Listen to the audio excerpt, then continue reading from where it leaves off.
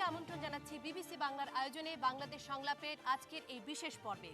আজকের প্যানেলে রয়েছেন তথ্য প্রযুক্তি খাতে তরুণ উদ্যোক্তা ইন্তেখাব মাহমুদ, বাংলাদেশ ব্র্যান্ড ফোরামের প্রতিষ্ঠাতা ও সম্পাদক শরীফুল ইসলাম, নৃত্যশিল্পী এবং কোরিওগ্রাফার মুনমুন আহমেদ এবং মাইলস ব্যান্ডের ভোকাল শাফিন আহমেদ। আপনাদের সাথে আছি আমি মিথিলা ফারজানা। আর আজ আমরা কক্সবাজার সমুদ্র সৈকত।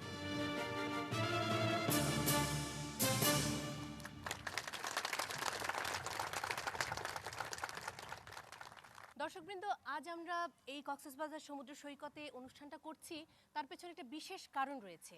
কারণটি হলো আমাদের আজকের অনুষ্ঠানের বিষয় হলো বাংলাদেশের ভাবমূর্তি, অর্থাৎ ভবিষ্যতে বাংলাদেশের মানুষ এদেশের কী ভাবমূর্তি তুলে ধরতে চায়, আন্তর্জাতিক অঙ্গনে পৃথিবীর মানুষের কাছে এদেশের মানুষ বাংলাদেশকে কিভাবে পরিচয় করিয়ে দিতে চায়, সেটি নিয়েই আজকে আলোচনা হতে যাচ্ছে। এবং সেই জন্য সেই ভাবমূর্তি তুলে ধরার জন্য কি কি করা দরকার সে নিয়ে যেমন আপনারাও আলোচনা করবেন, তেমনি আলোচনা করবেন আজকের প্যানেলের সদস্যরাও। এই কক্সবাজার সমুদ্র সৈকতের মাধ্যমে এর মধ্যেই বাংলাদেশের একটি পরিচিতি আন্তর্জাতিক অঙ্গনে রয়েছে, পৃথিবীর মানুষের কাছে রয়েছে। সেই জন্যই কক্সবাজার সমুদ্র সৈকতে আজকের অনুষ্ঠানটি অনুষ্ঠিত হতে যাচ্ছে। কথা না বাড়িয়ে চলুন মূল আলোচনায় চলে যাই এবং আজকের প্রথম প্রশ্নটি করছেন সাইফুল আজিম। বাংলাদেশের ভবিষ্যৎ উজ্জ্বল করার জন্য কক্সবাজারের পাহাড়ার সমুদ্র ঘেরা সৈকতকে এক্সক্লুসিভ এলাকা হিসেবে তৈরি করার কোনো পরিকল্পনা আছে কি? অর্থাৎ আপনি বলছেন যে বাংলাদেশের ভবিষ্যৎ ভাবমূর্তি উজ্জ্বল করার জন্য আপনি কি মনে করছেন যে কক্সবাজারের এই সমুদ্র সৈকত এটি অত্যন্ত গুরুত্বপূর্ণ? জি, অনেক ধন্যবাদ আপনাকে। ইন্তেখাব মাহমুদ, কক্সবাজারের সমুদ্র সৈকতকে কি একটি এক্সক্লুসিভ এলাকা হিসাবে তৈরি করা যায় কিনা? আচ্ছা, আমি একটু শুরুতে একটু করি। আমাদের সবারই ঘর আছে, আমরা বাসায় থাকি। আমরা কি করি, ঘরের যেই রুমটাতে মেহমানরা আসে, গেস্টরা বসে, গেস্ট রুমটা কিন্তু আমরা খুব সুন্দর করে সাজিয়ে রাখি।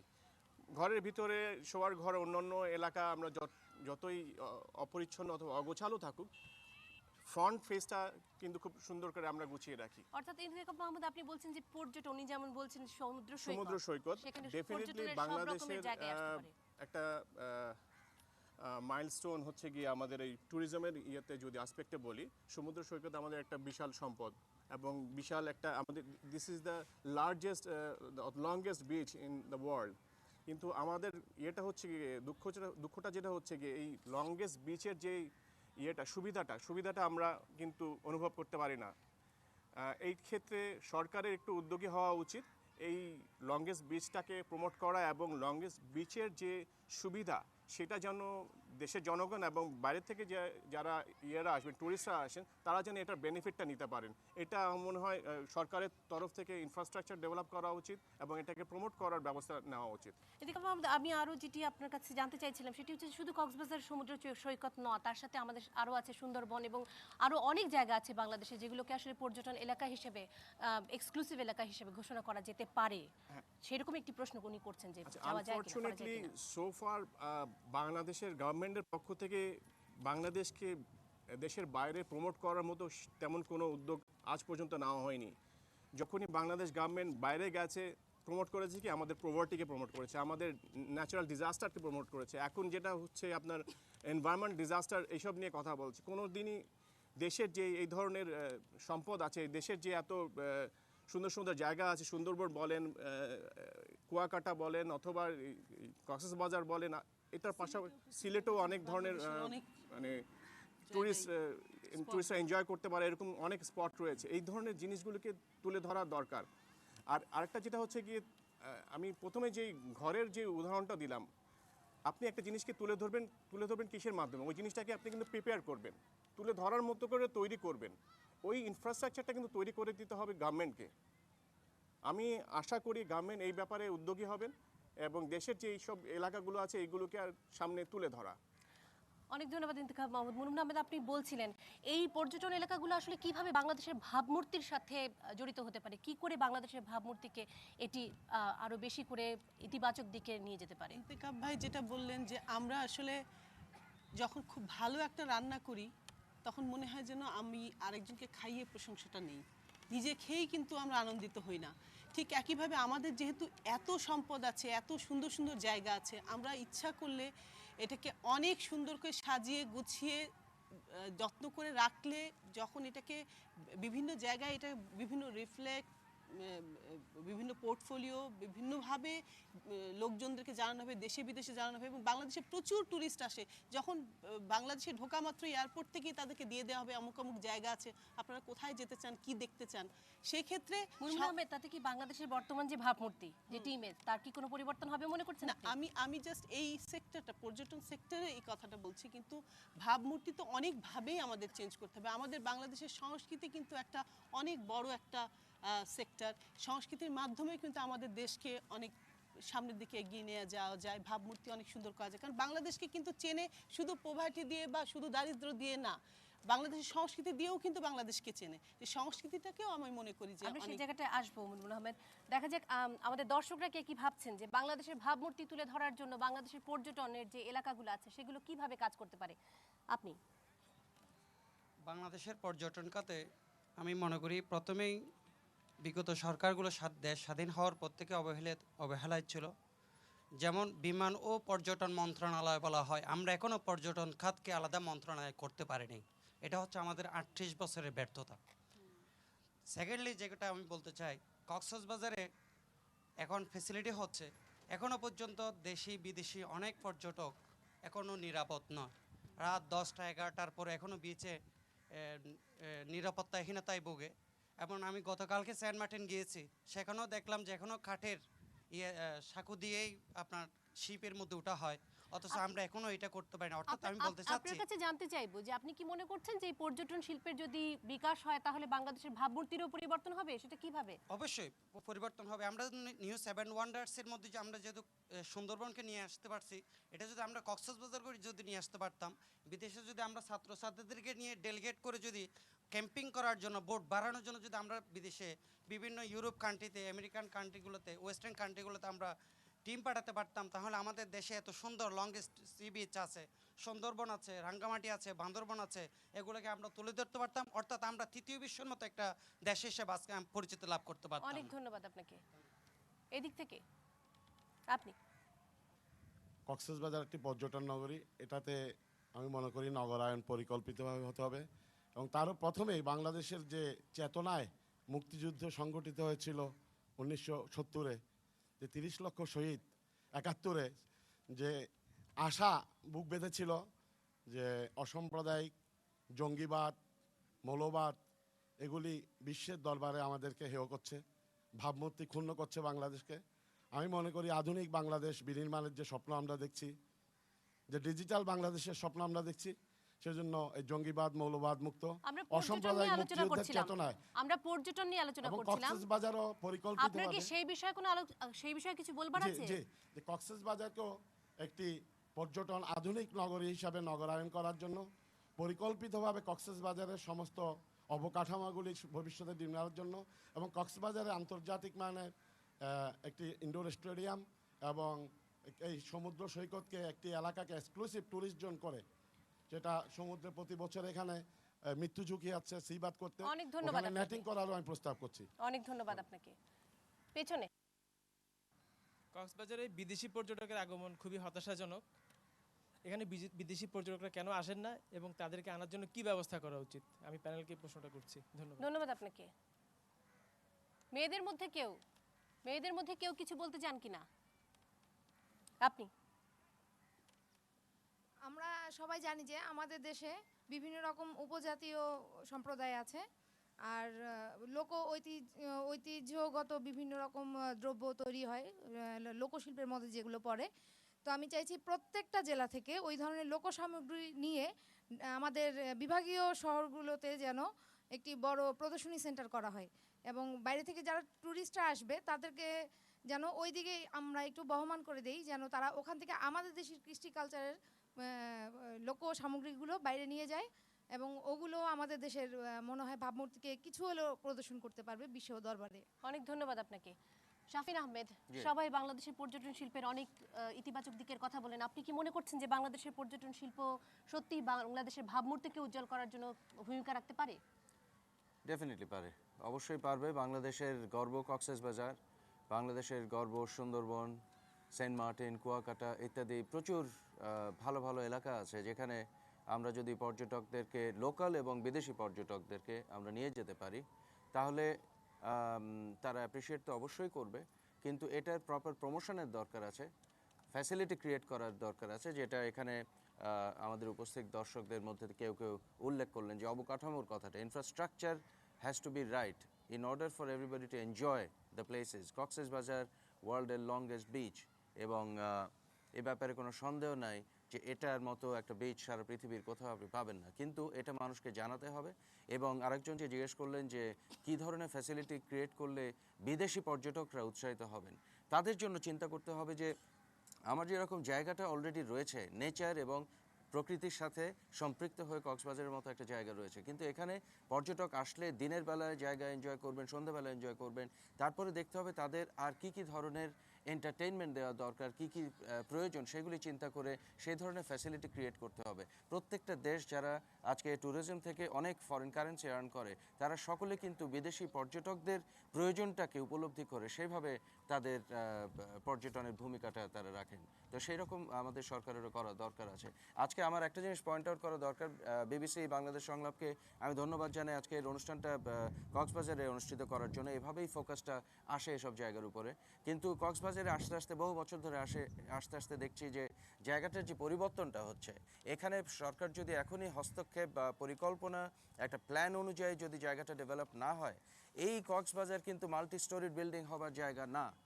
কিন্তু যে পরিমাণ কনস্ট্রাকশন হচ্ছে আপনারা আস্তে আস্তে নিশ্চয়ই দেখেছেন, এবং যে পরিমাণ বিল্ডিং উঠছে অপরিকল্পিতভাবে, এই জিনিস যদি চলতে থাকে তাহলে এই কক্সবাজার কিন্তু আমরা খুব হতাশায় ভুগবো এক সময়, যে এই কক্সবাজার আমরা হারালাম একটা চমৎকার সুযোগ থেকে, একটা ন্যাচারাল জায়গা থেকে আমরা জিনিসটাকে ধরে রাখতে পারলাম না। ধন্যবাদ শাফিন আহমেদ। শরীফুল ইসলাম, যেমনটি শাফিন আহমেদ বলছিলেন যে পর্যটন শিল্প যদি বাংলাদেশে সত্যি সত্যি আমরা উন্নয়ন করতে পারি, তাহলে বাংলাদেশের ভূমিকারও ভাবমূর্তিরও অনেক পরিবর্তন আসবে। আপনি কি বলবেন? আমি পুরোপুরি একমত এই ব্যাপারে। আমি একটু জিনিসটাকে আরেকভাবে বলার চেষ্টা করি। আমরা সবসময় কিছু একটা নিয়ে আমরা একটা স্বপ্ন দেখি, যেমন মানুষ একসময় স্বপ্ন দেখেছিল চাঁদে যাবে, তো স্বপ্নটা না থাকলে কিন্তু ওখানে যাওয়ার কোনো পথ হয় না। কিন্তু স্বপ্নটা দেখার পরে, চাঁদে যাওয়ার পরেই কিন্তু তার পরদিন তারা চাঁদে যেতে পারেনি। অনেক বছর ধরে প্রচুর পরিশ্রম করেছেন তারা, অনেক সিস্টেম করেছেন, প্রচুর পরিশ্রম, বিজ্ঞানীরা কাজ করে একসময় সেখানে গিয়েছেন। আমরা অনেক সময় স্বপ্নটা দেখে মনে করি স্বপ্নটা এমনি এমনি হয়ে যাবে। কক্সবাজার নিয়ে আমরা অনেক স্বপ্ন দেখি, এবং কক্সবাজারে দেবার অনেক কিছু আছে। আমরা বারবার কিন্তু এখানে উঠে আসছে পৃথিবীর লংগেস্ট সি বিচ, বাট আমি যদি জিজ্ঞেস করি লংগেস্ট সি বিচ তো কী হলো, একজন ট্যুরিস্ট যিনি আসবেন তার কাছে বিচের লেন্থটা কিন্তু তার কাছে গুরুত্বপূর্ণ না, যদি না তার বিভিন্ন কার্যক্রমে আমি বিচের লেন্থটাকে ইউজ করতে না পারি। আমার বিচে যতটুকুতে তিনি যেতে পারছেন তার থেকে অনেক বেশি জায়গার অনেক বেশি অ্যাক্টিভিটি থাকছেন, উনি হয়তো আমাদের বিচের 10 ভাগের 1 ভাগ একটা পাতায় বিচে পাচ্ছেন। সো তাকে কিন্তু লংগেস্ট বিচ তার কাছে কোনো অ্যাট্রাকশন না। আমার এখানে কি অ্যাক্টিভিটি আছে, তাকে অ্যাট্রাকশন আমি কিভাবে করব। পৃথিবীর আপনি বড় বড় যত বিচ আছে এবং পপুলার বিচ আছে, সেগুলোকে দেখলে দেখবেন তারা প্রত্যেকে একটা বিচ সিটি হিসেবে পরিচিত, অর্থাৎ বিচটা একটা আকর্ষণ, তার সাথে সাথে তার শহরটা আরেকটা আকর্ষণ। এখানে খুব ইন্টারেস্টিং একজন কথা বলেছেন যে আমরা আমাদের, আপনি কি বলছেন যে কক্সবাজার সমুদ্র সৈকত না, বা যেই জায়গাটি শুধুমাত্র পর্যটন এলাকা হিসেবে পরিচিত সেটি না, তার আশেপাশের সমস্ত অবকাঠামোগুলোকে আর উন্নয়ন করতে হবে, সেরকম কিছু কি বলতে পুরো চাইছেন? ব্যাপারটাই তাই। এবং একটা বিচের একটা নিজস্ব ক্যারেক্টার থাকে, তার একটা চরিত্র থাকে, সেই জিনিসগুলোকে বেরিয়ে আনতে হবে। যেটা আমাদেরটা পুরো কক্সবাজারের অ্যাট্রাকশনটা আমাদের জাস্ট বিচের উপরে ডিপেন্ডেন্ট, কিন্তু আমাদের শহরটা কিন্তু অনেক বড় একটা পাওয়ার হতে পারে, যেটা এখন ওখানে গেলে বেশিরভাগ জায়গায় আমি কিন্তু বার্মিজ জিনিস দেখছি, আমি আমাদের দেশের কিছু জিনিস পাচ্ছি না। যেখানে একজন যেমন খুব ব্রাইটলি তুলে ধরলেন, আমাদের প্রচুর কালচারাল অনেক কিছু আছে, রিচ অনেক জিনিস আছে। সো আমরা যদি পুরো শহরটাকে আমরা বদলাতে পারি, Cox's Bazar can be one of the most attractive places, এবং সেটা অবশ্যই আমাদের ভাবমূর্তিকে সাহায্য করবে। অনেক ধন্যবাদ শরীফুল ইসলাম। পরবর্তী প্রশ্ন করছেন মোহাম্মদ আবরার হোসেন। বাংলাদেশের সংস্কৃতি চর্চায় পাশ্চাত্যের যে তীব্র প্রভাব লক্ষ্য করা যায়, তাতে বাংলাদেশের আপন সংস্কৃতি ক্ষতিগ্রস্ত হচ্ছে। বিশ্বের বুকে বাংলাদেশের সক্রিয়তা প্রকাশে এটাকে একটু অন্তরায় নয়? আপনার কেন মনে হচ্ছে এটি একটি অন্তরায়? যেমন আমাদের সংস্কৃতির যে অনেকগুলো শাখা আছে, যেমন আমরা ধরতে পারি গানের ক্ষেত্রে। এক্ষেত্রে আমরা যে আমাদের ইয়াং জেনারেশন যারা, তারা পাশ্চাত্য থেকে যারা সংস্কৃতি আছে এগুলোকে ফলো করছে, তা আমাদের নিজস্ব সম্পদ আছে, এগুলোকে তারা চর্চা করলে বাইরের কাছে আমরা এগুলোকে আপনি বলছেন যে বাংলাদেশের সংস্কৃতি চর্চা, তার মানে কি বাংলাদেশের একটি ভিন্ন স্বকীয় সংস্কৃতির চর্চা আছে? বাংলাদেশের যে নিজস্ব সংস্কৃতিটা, এটাকে আমরা চর্চা করে বাইরের কাছে প্রমোট করতে পারতাম। অনেক ধন্যবাদ আপনাকে। মুনমুন আহমেদ, আপনি এর মধ্যেই কিছুক্ষণ আগেই বলছিলেন বাংলাদেশের সংস্কৃতির কথা, যেটি দর্শক প্রশ্ন করেছে যে বাংলাদেশের যে স্বকীয় সংস্কৃতির চর্চা সেটি দরকার বাংলাদেশের ভাবমূর্তিকে তুলে ধরার জন্য। অবশ্যই এই প্রশ্নটা আমি সমর্থন করছি। কারণ হচ্ছে বাংলাদেশে মানে অনেক বছর ধরেই চলে আসছে বাউল সঙ্গীত, কীর্তন, তারপর বাংলাদেশি ঐতিহ্যের মধ্যে পড়ে এরকম অনেক গান আছে যেগুলো তুলে ধরা যায়, বা আমাদের নজরুল, রবীন্দ্র, আধুনিক, ফোক সব কিছুই কিন্তু এখানে আলাদাভাবে প্রমোট করা সম্ভব। সেটি কিভাবে ইমেজ বিল্ডিং বা ভাবমূর্তির প্রতিষ্ঠায় কাজ করবে? আমার মনে হয় যে সবসময় যদি আমরা চিন্তা করি যে সেটা থেকে আমার ব্যবসা সফল হতে হবে, একটা জিনিসকে আমরা যদি ক্রমাগত করতে থাকি সেটা কিন্তু মানুষের মধ্যে বিচরণ হয়। একসময় আমরা যদি একটা পথে সবসময় হাঁটতে থাকি সেইটা কিন্তু সবসময়ের জন্য পথ তৈরি হয়ে যায়। তো সেভাবে আমাদের সংস্কৃতিকে তুলে ধরার জন্য আমার মনে হয় যে প্রমোট করতে হবে। আমরা এখন হচ্ছে বিভিন্ন জায়গায় বাউল সম্মেলন হচ্ছে, লোক ঐতিহ্যের সম্মেলন হচ্ছে, একই সাথে ব্যান্ড সঙ্গীতের ব্যাপারটিও আমাদের দেশে অনেক অনেক শাফিন ভাই বলতে পারবেন অনেক প্রসার লাভ করেছে। তাহলে আমি আপনার কাছে জানতে চাইবো যে তাহলে কোন সংস্কৃতির কোন ধারাটি আমাদের আসলে খুব কোন দিকটিকে আমাদের অনেক বেশি সুদৃঢ়ভাবে প্রতিষ্ঠা করা দরকার? আপনি বলছেন যেমন পাশ্চাত্যের ধারাও আমাদের মধ্যে আছে, ব্যান্ড সঙ্গীতের কথা আপনি উল্লেখ করেছেন, তাহলে কোন দিকটিকে আমাদের অনেক সুদৃঢ়ভাবে প্রতিষ্ঠিত করা দরকার? আমাদের দেশজ ঐতিহ্য বহন করে এমন সংস্কৃতিকে সবসময় আমাদের প্রমোট করতে হবে। অনেক ধন্যবাদ। সেটা আমি মনে করি। শাফিন আহমেদ, মুনমুন আহমেদের কথা আপনি শুনলেন, আপনি নিজে একটি ব্যান্ড সঙ্গীত শিল্পী, আপনি কি বলবেন যে পাশ্চাত্যের যে ধারাগুলো আমাদের সংস্কৃতির মধ্যে এর মধ্যে আছে সেগুলো কি আমাদের ভাবমূর্তির সাথে কোনোভাবে অন্তরায় সৃষ্টি করছে কিনা ভাবমূর্তি তৈরিতে? আমি মনে করি ভাবমূর্তিতে অন্তরায় সৃষ্টি করার এখানে কিছু নেই। কারণ হচ্ছে যে পৃথিবীটা কিন্তু ক্রমশ ছোট হয়ে আসছে। গ্লোবালি চিন্তা করতে হবে। সারা বিশ্বের কালচার হোক, এডুকেশন হোক, মেডিকেল সায়েন্স হোক, পরিবেশ নিয়ে আজকে গ্লোবাল আলাপ চলছে কোপেনহেগেনে। সুতরাং এইগুলি বিষয় কিন্তু আজকাল কোনো সমস্যায় কারোর নিজস্ব সমস্যা না, সকল সমস্যায় সকলের জন্য। এবং এখানে আদান প্রদানটা, স্পেশালি কালচারের ব্যাপারে, সংস্কৃতিতে আদান প্রদানটা যত বাড়বে তত প্রত্যেকের কালচারই কিন্তু এনরিচড হবে, প্রত্যেকের কালচার কিন্তু এনরিচড হবে। অর্থাৎ সেক্ষেত্রে কি বাংলাদেশের যে সক্রিয় সংস্কৃতি সেক্ষেত্রে এই ধরনের পাশ্চাত্যের ধারা কি কোনো সমস্যা সৃষ্টি করবে না? পাশ্চাত্যের ধারা সেটাকে এফেক্ট করবে কি করবে না সেটা ডিপেন্ড করবে যারা একেবারে দেশীয়, খাঁটি দেশীয় সঙ্গীত বা সংস্কৃতি নিয়ে কাজ করছেন, তারা যদি এই সংমিশ্রণটা করতে চান কি না চান তার উপরে ডিপেন্ড করবে যে আমাদের সংস্কৃতি পিওর রইল কি রইল না। কিন্তু কোনো আর্টিস্ট বা শিল্পীকে আপনি কিন্তু কোনো জিওগ্রাফিক বাউন্ডারি দিয়ে বন্ধ করে রাখতে পারবেন না। সংস্কৃতি কিন্তু এমন কোনো বিষয় না যেটা জিওগ্রাফিক বাউন্ডারি দিয়ে বন্ধ করে রাখা যায়। সুতরাং আজকের এই ইনফরমেশন টেকনোলজির যুগে আপনার কাছে কিন্তু ইনফরমেশন সহ সবসময় আসছে, আপনি না চাইলেও আসছে। সুতরাং সেখানে একটা সংমিশ্রণ বা ফিউশন হওয়াটা খুবই স্বাভাবিক। যে ফিউশনের মাধ্যমে আমরা যে নতুন ধারার একটা সৃষ্টি হয়েছে, ব্যান্ড সঙ্গীতের যে ধারাটা। শাফিন আহমেদ, তার মানে বাংলাদেশের ভবিষ্যৎ যে প্রজন্ম বা ভবিষ্যৎ বাংলাদেশ, তার মানে সেটি কি চলবে? আপনি বলছেন দুটি সমান্তরাল দিক বা ধারা। অবশ্যই যে কাজে নিয়োজিত, যে কাজে নিয়োজিত সে কাজটা সুষ্ঠুভাবে করতে হবে। অর্থাৎ আমাদের দেশীয় সঙ্গীত নিয়ে যারা কাজ করছেন, চর্চা করছেন, তাদের কাজটা সঠিকভাবে করতে হবে।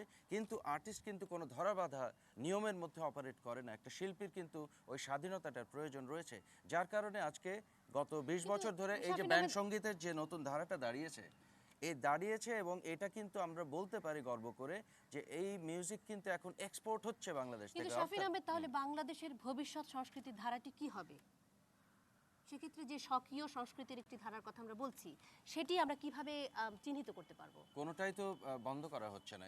যারা যে কাজে জড়িত, যে সংস্কৃতির যে অঙ্গনে কাজ করছে, তারা সকলে তার ব্যাপারটা যদি সঠিকভাবে পালন করে থাকে, তারাই কিন্তু এখানে অডিয়েন্সটা ক্রিয়েট করবে। আমি একটা কথা বলতে চাই, সেটা হচ্ছে প্রত্যেকটা দেশের যে ঐতিহ্য আছে বা সেই জিনিসটাকে সরকারিভাবে বেসরকারিভাবে এটাকে প্রমোট করতে হবে, পৃষ্ঠপোষকতা দিতে হবে, সেটা লাভজনক হোক বা না হোক, এটা আমাদের দেশের সংস্কৃতি, অতএব এটা আমাদের চলতেই হবে। এবং এই ব্যাপারে আমি সেই প্রশ্নটি শাফিন আহমেদকেও করছিলাম যে কোনটি আমাদের দেশের সংস্কৃতি হিসেবে বাংলাদেশের ভবিষ্যৎ মানুষ জানবে?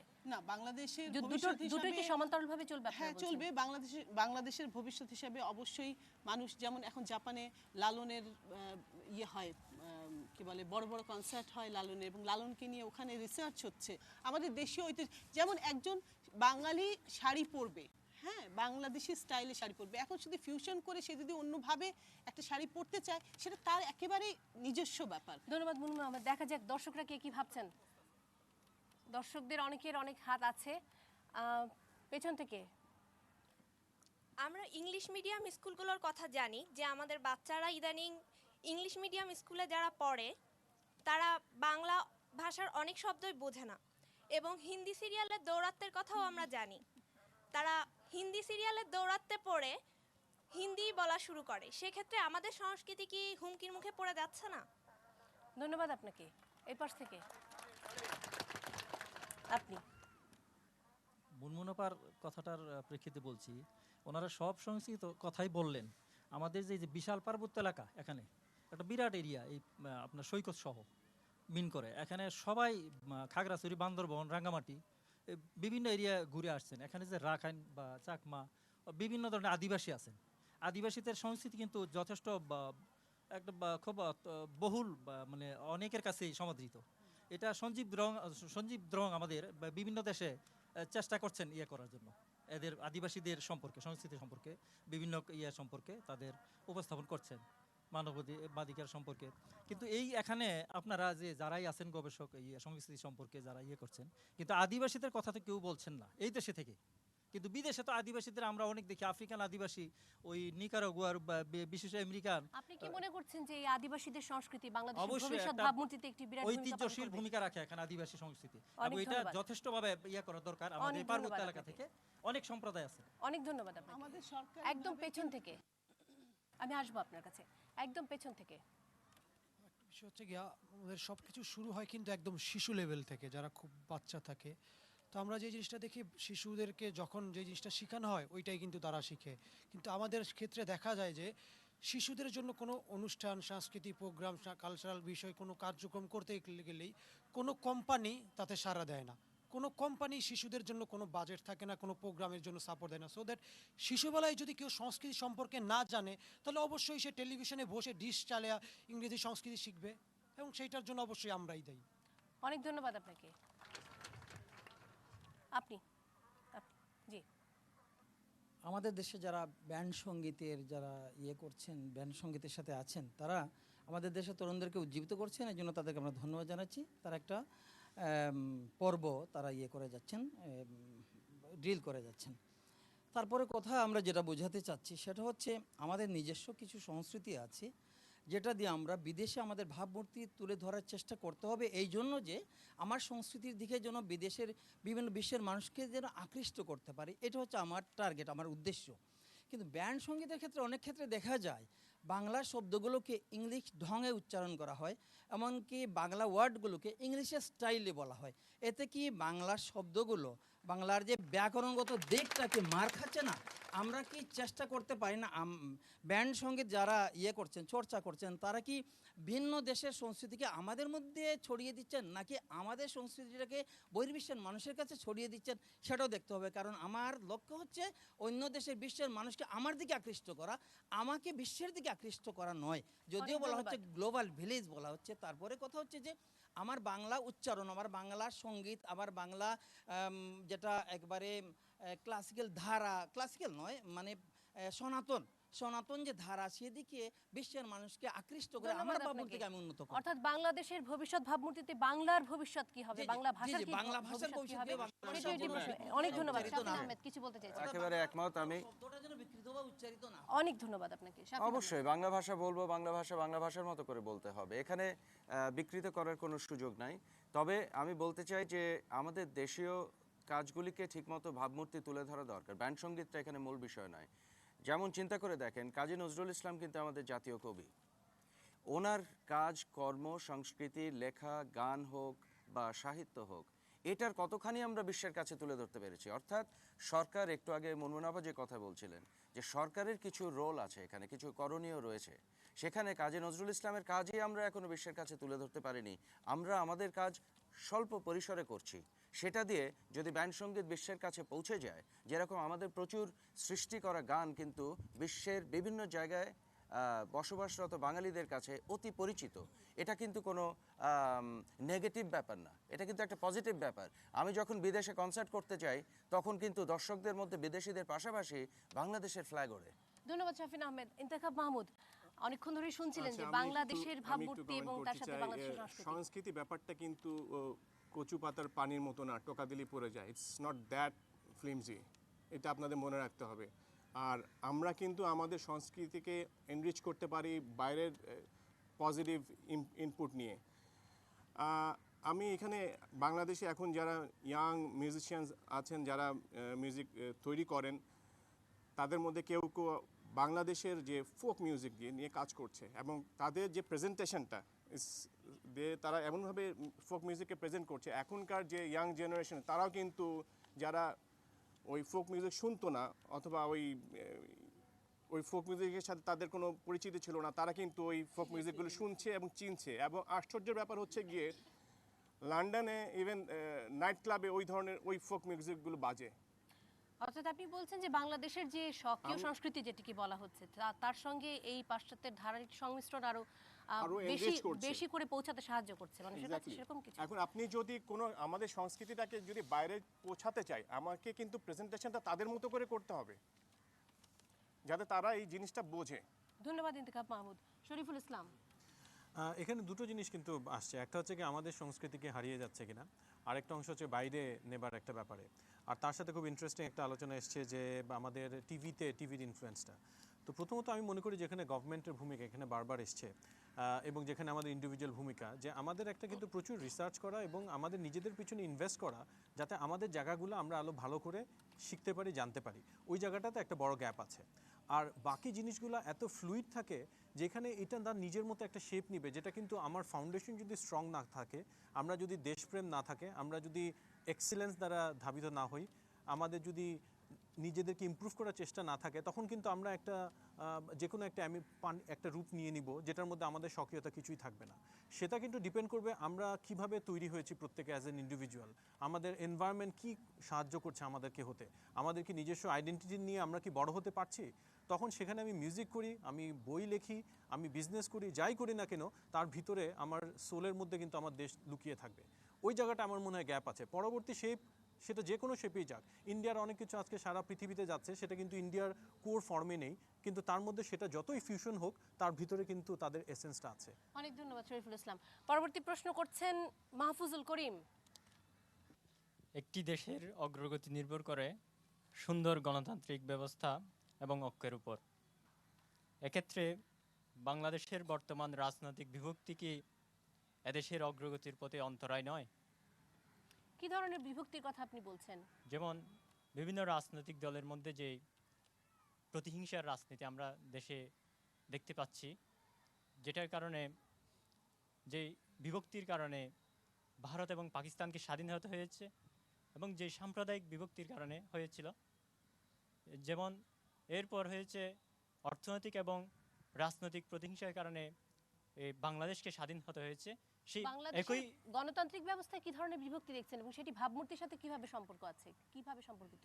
একটি রাজনৈতিক দল আরেকটি রাজনৈতিক দলের উপর যে কাদা ছুড়াছুড়ির ফলে যে প্রতিহিংসা রাজনীতির কারণে যে বিভক্তির সৃষ্টি হচ্ছে, এর থেকে দেশের সামগ্রিক আর্থসামাজিক অবস্থার উন্নতির পথে একটি বাধা হয়ে দাঁড়িয়েছে, যেটা আমাদের দেশকে অগ্রগতির দিকে নিয়ে যাওয়ার ক্ষেত্রে নিশ্চয়ই বাধা হয়ে দাঁড়ায়।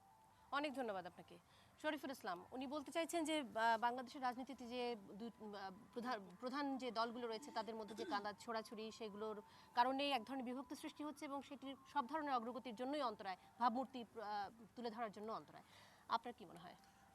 আমি এটাকে দুভাবে উত্তর দিব। প্রথমত, একটা দেশকে তার বাইরের পৃথিবী, সারা বিশ্বের কাছে যখন ভাবমূর্তি তুলে ধরে, সেখানে তাদের পলিটিক্যাল সিস্টেম এবং কী করে দেশটা চলছে সেটা খুব গুরুত্বপূর্ণ ভূমিকা একটা পালন করে। এবং এতে কোনো সন্দেহ নেই যে আমাদের বাংলাদেশের আমাদের যে একটা নেগেটিভ ভাবমূর্তি আছে সারা পৃথিবীতে, তার মধ্যে একটা কারণ কিন্তু বারবার উঠে এসেছে বিভিন্ন রিসার্চের মাধ্যমে, যে আমাদের পলিটিক্যাল ইনস্ট্যাবিলিটিটা সেটার পিছনে একটা ভূমিকা পালন করেছে। কিন্তু এটা বলে দিয়ে এবং তার সাথে সাথে আমাদের গভর্নমেন্টের যে ভূমিকা বা যারা দলীয়ভাবে যারা এখন গভর্নমেন্টে আছেন বা বিরোধী দলে আছেন প্রত্যেকের ভূমিকা প্রচুর, এটা বলার কোনো দ্বিমত নেই। বা তার সাথে কিন্তু আরেকটা জিনিস সাথে সাথে আমাদের প্রত্যেকের প্রশ্ন করা উচিত, আমরা কিন্তু এটা বলে আমাদের দায়িত্বটা কিন্তু পুরো গভর্নমেন্টের কাছে দিয়ে দিচ্ছি, অ্যাজ ইফ আমাদের কাছে এখানে কিছু করার নেই। কিন্তু গভর্নমেন্ট কিন্তু চলছে আমাদেরই মতো বিভিন্ন মানুষের বিভিন্ন ডিরেক্ট বা ইনডিরেক্ট সাপোর্ট বা ইনভলভমেন্টের কারণে। এবং ওই প্রতিটা জায়গাতে অ্যাজ অ্যান ইন্ডিভিজুয়াল আমাদের রোলটা কী হওয়া উচিত এবং সেখানে আমরা কি সেই রোলটা করতে পেরেছি কিনা, আমার মনে হয় এই প্রশ্নটা আমাদের প্রত্যেকের করা উচিত। আমি একটি কথা জানতে চাইবো, সেটি হচ্ছে আপনি বলছেন যে এই বিভক্তি আছে, সে বিষয়ে আপনি নিঃসন্দেহ, কিন্তু এই বিভক্তি কি ভবিষ্যৎ ভাবমূর্তি তৈরিতেও একটা অন্তরায়?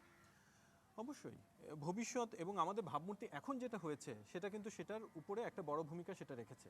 এবং আমি যদি এই রোলটাকে যদি আমি নেগেটিভলি প্লে করতে থাকি, ইন ফিউচারে যদি আমার নেগেটিভ রোল প্লে করে, এটা আমার ভাবমূর্তিকে অবশ্যই এটা নেগেটিভভাবে প্লে করবে। অনেক ধন্যবাদ। ইন্তেখাব মাহমুদ। অবশ্যই এটা উন্নতির জন্য, ডেভেলপমেন্টের জন্য একটা বড় অন্তরায়।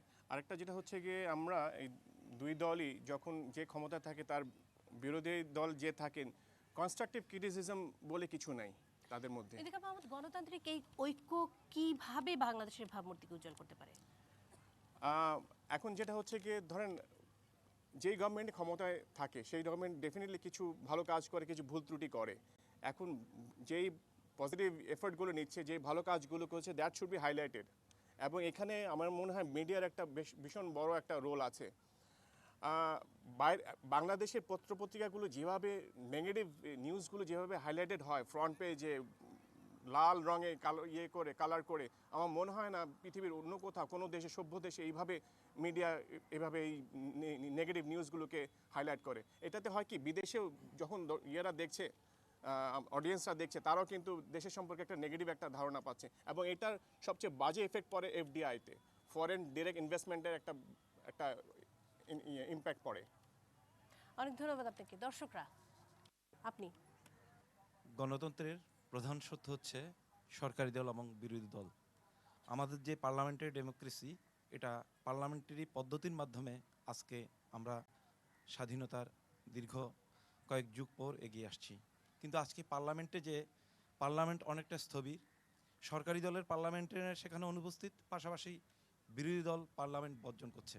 এবং পার্লামেন্ট স্থবির থাকলে এখানে বারবার পেছনের সেনা শাসন বা বিভিন্ন প্রকারের শাসন চলে আসে। আপনি বলছেন গণতান্ত্রিক বিভক্তি আছে, এই গণতন্ত্রকে বিকশিত করতে আমরা সরকারি দল এবং বিরোধী দল মধ্যে কিভাবে ঐক্য করে দেশকে পার্লামেন্টারি ডেমোক্রেসির দিকে এগিয়ে নিয়ে যেতে পারি, দেশের উন্নয়ন করতে পারি, এটা হচ্ছে আমার প্রশ্ন। ধন্যবাদ। আমি আবারও দর্শকদেরকে মনে করে দিতে চাই, আমরা যেটি নিয়ে আলোচনা করছি সেটি হচ্ছে গণতান্ত্রিক যে বিভক্তি আছে বাংলাদেশের রাজনৈতিক অঙ্গনে, সেটি কি বাংলাদেশের ভাবমূর্তিকে কোনোভাবে সমস্যা সৃষ্টি করছে কিনা ভাবমূর্তি সৃষ্টিতে, বা কি করে ভবিষ্যতে এই গণতান্ত্রিক ঐক্য বাংলাদেশের ভাবমূর্তিকে উজ্জ্বল করতে পারে? আপনি।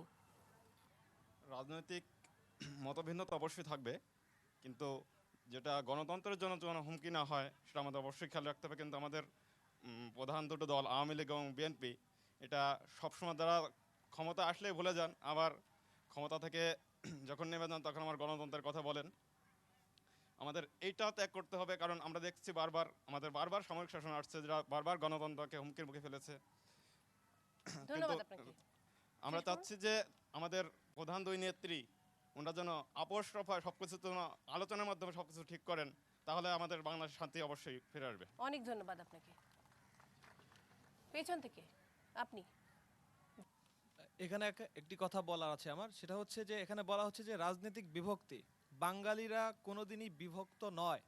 সেটা আমরা বিভিন্ন সময় দেখেছি যে যখনই কোনো ক্রাইসিস মোমেন্ট এসেছে বাঙালিরা সবাই এক হয়ে গেছে।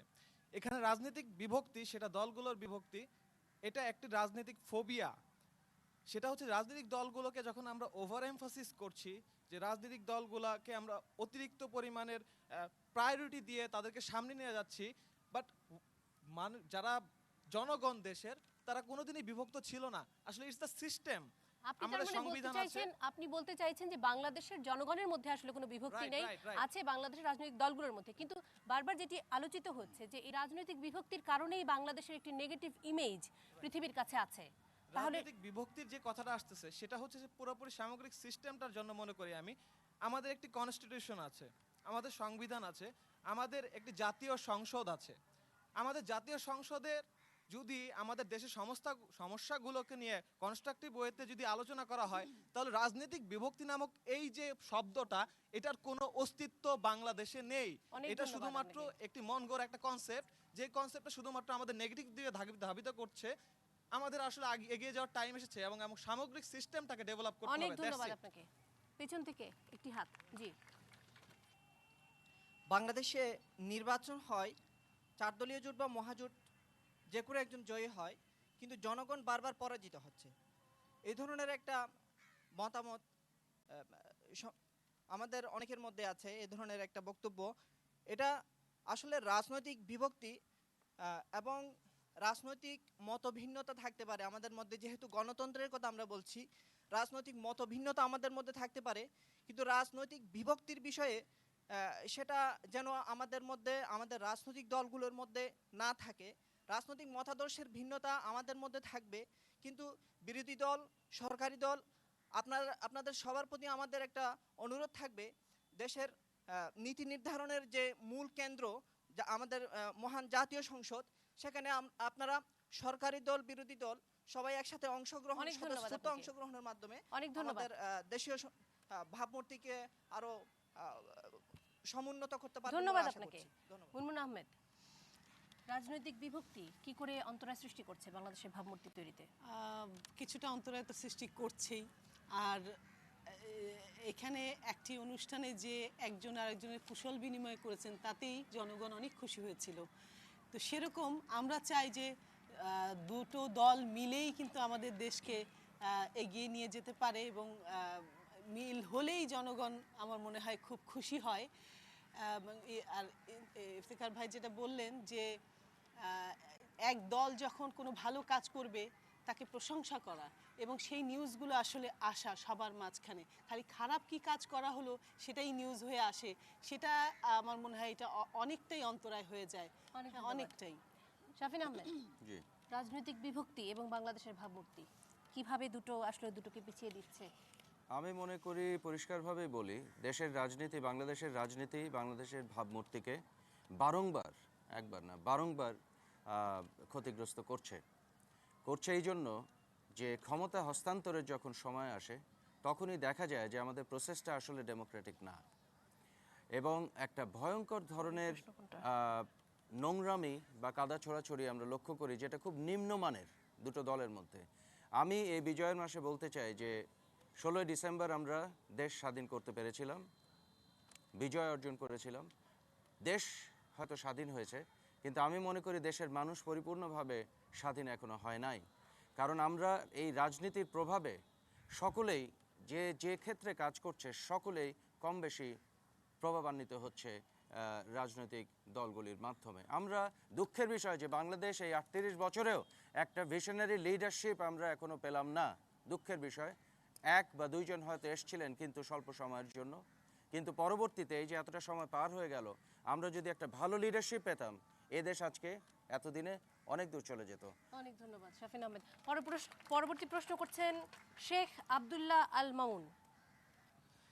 বিভিন্ন দেশ নিজেদেরকে যেভাবে সারা বিশ্বে ব্র্যান্ডিং করছে, সেই একইভাবে বাংলাদেশকে ব্র্যান্ডিং করা যায় কিনা? আপনি কি ধরনের ব্র্যান্ডিং আশা করছেন এবং সেটা কিভাবে করা সম্ভব?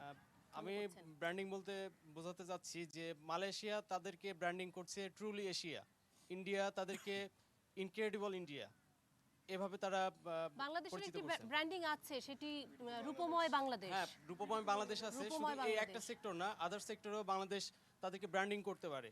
যেমন ধরেন এখানে প্রচুর ম্যান পাওয়ার আছে, তারা আমাদের দেশে চিপ লেবার আছে। বাইরের কান্ট্রিতে আমরা যদি সেভাবে প্রচার করতে পারি আমাদের দেশের ম্যান পাওয়ার এবং চিপ লেবার, তাহলে বাইরের বহির্বিশ্ব আমাদের দেশে ইনভেস্ট করবে এবং আমাদের দেশ সমৃদ্ধির দিকে এগিয়ে যাবে।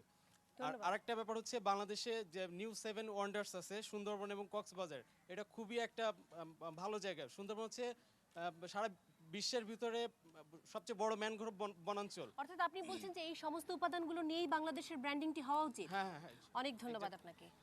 ইন্তিখাব মাহমুদ, আমরা কিন্তু আমাদের দেশকে তিনভাবে ব্র্যান্ডেড করতে পারি, অথবা তিনটা ওয়েতে করতে পারি। Number one, tourism. তারপরে হচ্ছে আমাদের ইনভেস্টমেন্ট ডেস্টিনেশন একটা, ওইভাবে আমরা কিন্তু বাংলাদেশকে বহির্বিশ্বে ব্র্যান্ডেড করতে পারি।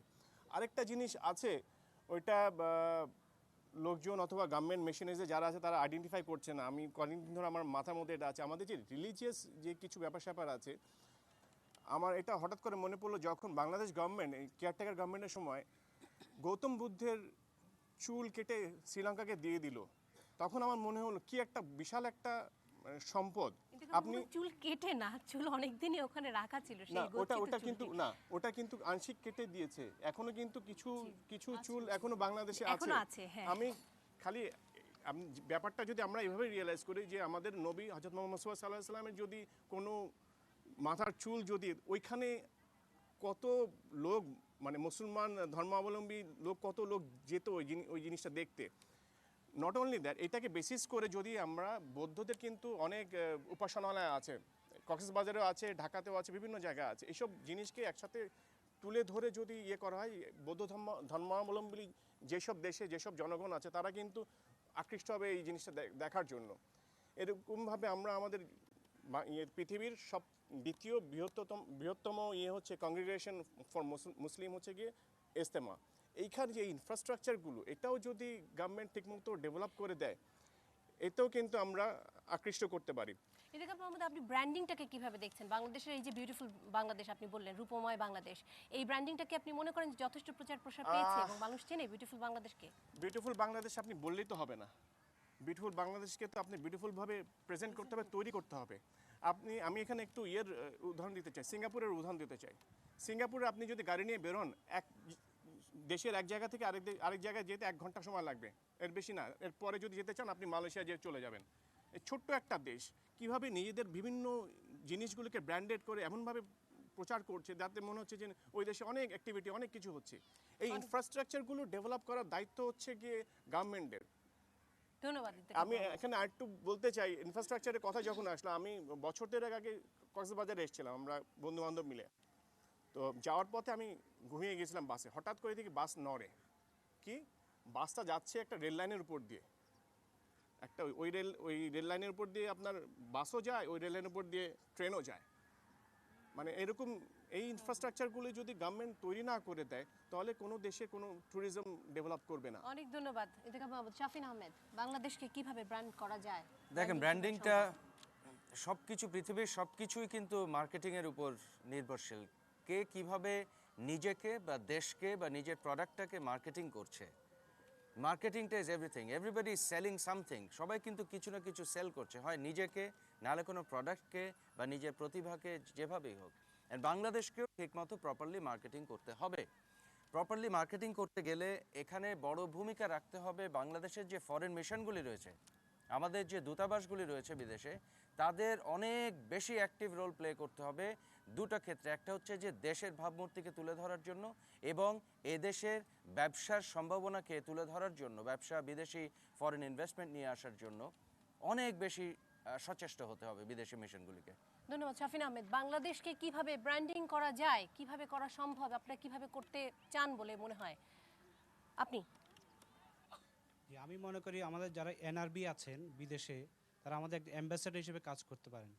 আমাদের ব্র্যান্ড বাংলাদেশের মিস্টার শরীফুল ইসলাম সাহেবেরা ওনাদের সাথে ওনাদের কাজে লাগিয়ে পজিটিভ সাইডটা ওনাদের একটা আমাদের ব্র্যান্ড বাংলাদেশ প্রমোট করা যায়। ধন্যবাদ। পিছনে আমরা বিভিন্ন দেশের বিচ বা পর্যটন জায়গাগুলোতে গেলে দেখি সুন্দর জায়গার পাশাপাশি ওদের ঐতিহ্যের কিছু কিছু অনুষ্ঠান, নাচ, গান এগুলা শো করে থাকে। যেমন ইন্ডিয়াতে, মালয়েশিয়ায় প্রতি ফ্রাইডে নাইট বা স্যাটারডে নাইটে একটা প্রোগ্রাম ওরা করে, এটা ওদের দেশীয় সংস্কৃতিকে তুলে ধরে। বাংলাদেশে কিন্তু কোনো জায়গায়, কোনো ঢাকায়ও হচ্ছে না। ঢাকায় অনেকগুলো পর্যটনের জায়গা আছে, লালবাগ কেল্লা আছে, আহসান মঞ্জিল আছে। আমরা কিন্তু অনেকেই ঢাকায় থেকে ওইসব জায়গা দেখি নাই আজ পর্যন্ত, কিন্তু কক্সবাজারেও এরকম হওয়া সম্ভব। ধন্যবাদ। পেছন থেকে ম্যাম, আমাদের যে জিনিসটা আছে সেটা হচ্ছে আইটি টেকনোলজি। আমরা যেভাবেই আমাদের দেশকে রিপ্রেজেন্ট করতে চাই কমিউনিকেশনের মাধ্যমে রিপ্রেজেন্ট করতে হবে। বাট এখন পর্যন্ত আমাদের দেশে কোনো স্যাটেলাইট নেই। আমাদের দেশ থেকে প্রতি বছর ইঞ্জিনিয়ার বেরোচ্ছে টেলিকমিউনিকেশনে, ত্রিপলি থেকে প্রচুর ইঞ্জিনিয়ার বেরোচ্ছে, কিন্তু আমাদের দেশে আমাদের নিজস্ব কোনো স্যাটেলাইট নেই। এটা সম্বন্ধে আমি একটু প্যানেলকে অবহিত করছি। ধন্যবাদ ইন্তেখাব ভাই। মাহমুদ আমি আসছি আপনার কাছে কিছুক্ষণের মধ্যে। আমি মুনমুন আহমেদের মতামতটা নিয়ে নিতে চাই। মুনমুন আহমেদ, ব্র্যান্ড হিসাবে আমার মনে হয় যে ব্যবসার দিক ছাড়াও সংস্কৃতির দিকটাকে আমি তুলে ধরতে চাইবো আমি আমার দিক থেকে। কারণ আমরা যখন বিদেশে বিভিন্ন অনুষ্ঠানে যাই, যখন বাংলাদেশের শিল্প এবং ঐতিহ্য নিয়ে আমরা যে নাচগুলো করি, যে গানগুলো হয়, এবং কিছুক্ষণ পরে দেখা যায় ওখানে আমরা হয়তো 20টা 30টা দেশ ওখানে পার্টিসিপেট করছে, সবাই বাংলাদেশকে চিনে ফেলে এক মুহূর্তে। স্বাদের লাউ যারা করেছে তারা কারা, একেবারে এই যে বাংলাদেশ, এই যে এরা বাংলাদেশ, মুহূর্তে বাংলাদেশকে চিনে যায়। তো সেভাবে সংস্কৃতির মাধ্যমে আমার মনে হয় বাংলাদেশকে ব্র্যান্ডেড করা যায়। ওনারা তো যেগুলো বলেছেন সেটা ছাড়াও। ধন্যবাদ ইন্তেখাব মাহমুদ। যদি খুব আইটি সেক্টর নিয়ে একজন কথা বলেছেন, হ্যাঁ আমি মনে করি বাংলাদেশের একটা হিউজ পটেনশিয়াল আছে আউটসোর্সিং বিজনেসে। এটা গভর্নমেন্টকে আমরা যারা আইটি নিয়ে কাজ করি বারংবার বলেছি, আমাদের বড় একটা অন্তরায় হচ্ছে গিয়ে আমাদের সেকেন্ড সাবমেরিন কেবল নেই, যে কারণে আমাদের আউটসোর্সিং বিজনেসটা ওইভাবে ডেভেলপ করছে না। পার্শ্ববর্তী দেশ ইন্ডিয়া গত বছর $60 বিলিয়ন আর্ন করেছে ফ্রম আউটসোর্সিং বিজনেস। আর ইন্ডিয়া যেটা হচ্ছে ইন্ডিয়ার আপনার আউটসোর্সিংয়ের ইয়েটা যারা কাজ করে তাদের ইয়েটা পেমেন্টটা is high. From that perspective, from geographical location অনুযায়ী Bangladesh is ideally located for North America এবং Canada এবং to some extent European market. But unfortunately government এই ইনফ্রাস্ট্রাকচারটা এখনো পর্যন্ত ডেভেলপ করে দিচ্ছে না, সেকেন্ড সাবমেরিন কেবল ডেভেলপ করছে না, যে কারণে আমরা বাংলাদেশ ক্ষতিগ্রস্ত হচ্ছে অর্থনৈতিকভাবে। আমরা বলে থাকি যে আমরা থেকে গার্মেন্টস থেকে আর্ন করি $65 বিলিয়ন। আমার মনে হয় এখান থেকে $100 বিলিয়ন মতো আর্ন করা যাবে যদি বাংলাদেশ গভর্নমেন্ট এই ইনফ্রাস্ট্রাকচারগুলো ডেভেলপ করে দেয়। ধন্যবাদ ইন্তেখাব মাহমুদ। শরীফুল ইসলাম, আপনারই বিষয় খুব সম্ভবত, কারণ সবাই জানতে চাইছে যে বাংলাদেশকে কিভাবে ব্র্যান্ডিং করা যায়। কেউ আইটির কথা বলছেন, উনি সংস্কৃতির কথা বলেছেন, কিভাবে ব্র্যান্ডিং করা যায় বাংলাদেশ। প্রথমে একটু থিওরিটিক্যাল কনটেক্সট আমি ছোট্ট করে একটু বলে দিই যে দুটো আলাদা ব্যাপার। ট্যুরিজম ডেস্টিনেশন মার্কেটিং আর দেশের ইমেজ বা ন্যাশনাল ব্র্যান্ডিং কিন্তু দুটো আলাদা ব্যাপার। আমরা যে কিছু রেফারেন্স সবসময় দিই, Malaysia truly Asia, incredible India বা Bangladesh, beautiful Bangladesh, these are ট্যুরিস্টকে অ্যাট্রাক্ট করার জন্য। বাট দেশের যে ব্র্যান্ডিংটা এটা কিন্তু অনেক কমপ্লেক্স এবং এটা ইজ এ পার্ট অফ, যেখানে আমরা বারবার আলোচনায় আসছে, এখানে আর্ট অ্যান্ড কালচারের মধ্যে আছে, এর মধ্যে কুইজিন আছে, এর মধ্যে মানুষ আছে, এর মধ্যে ইনভেস্টমেন্ট আছে। এই সব কিছু মিলে কিন্তু একটা দেশের গভর্নেন্স আছে, সব কিছু মিলে একটা দেশের ব্র্যান্ড বা তার ইমেজটা তৈরি হয়। এখন এই ইমেজটা শুনেই বুঝতে পারছেন এই ইমেজটা কখনো সেপারেটলি হতে পারে না। ট্যুরিজম একরকম কিছু কথা বলছে, ইনভেস্টমেন্ট থেকে আমি আরেকটা কথা বলছি, তাহলে যেটা হয় আপনারা একটা ছোট্ট একটা গল্পের মতো বলি। অনেক কাঁকড়াকে যদি আপনারা কোনো একটা জায়গায় রাখেন একটা বাস্কেটের মধ্যে, কাঁকড়াগুলো কিন্তু কখনো বের হয়ে আসে না, কারণ কাঁকড়াগুলো যদি একজন আরেকজনকে হেল্প করে তারা কিন্তু বেরোতে পারে, বাট তারা কাউকে সাহায্য করে না। সো বাংলাদেশের জন্য আমরা যদি এই যে মেজর 6-7টা সেক্টর যেগুলো বলছি, এগুলো একটা কমন স্ট্র্যাটেজির মাধ্যমে আমাদেরকে ফেলতে হবে যে আমি আমার দেশকে কোথায় নিয়ে যাব, এটা একটা দেশের ওভারঅল স্ট্র্যাটেজির পার্ট হতে হবে। সেটার মধ্যে থেকে এই প্রতিটা ইন্ডিভিজুয়াল বডিজগুলা কমন একটা ফ্রেমওয়ার্কে কাজ করবে, যাতে করে তারা বাংলাদেশের ইমেজ নিয়ে তুলে ধরবে। সো এই ব্র্যান্ডিং স্ট্র্যাটেজিটা আসলে কোনো ইন্ডিভিজুয়াল কোনো কিছু করলে হবে না, এখানে আলাদা করে করলে হবে না, প্রতিটা এখানে অত্যন্ত গুরুত্বপূর্ণ ভূমিকা পালন করে। অনেক ধন্যবাদ শরীফুল ইসলাম। আমাদের হাতে আসলে আর একদম সময় নেই, আমাদের অনুষ্ঠান শেষ করতে হচ্ছে। সেই জন্যই আগামী সপ্তাহে বাংলাদেশ সংলাপের আরও একটি বিশেষ পর্ব অনুষ্ঠিত হতে যাচ্ছে ঢাকায়, আর সেই পর্বের বিষয় হচ্ছে গণতন্ত্র। তাতে দর্শক হিসেবে অংশ নিতে চাইলে ফোন করুন অথবা SMS করুন 0188940703 এই নম্বরে। ইমেল করতে পারেন bengali@bbc.co.uk এই ঠিকানায়। ধন্যবাদ জানাচ্ছি উপস্থিত দর্শকদেরকে, ধন্যবাদ জানাচ্ছি প্যানেলের সদস্যদেরকে, ধন্যবাদ জানাচ্ছি কক্সবাজার জেলা প্রশাসন, হোটেল সিগাল কর্তৃপক্ষ এবং চ্যানেল আই কর্তৃপক্ষকে। অনুষ্ঠানের প্রযোজক ওয়ালিউর রহমান মিরাজ এবং আমি মিথিলা ফারজানা। এখনকার মতো এখানেই বিদায় নিচ্ছি।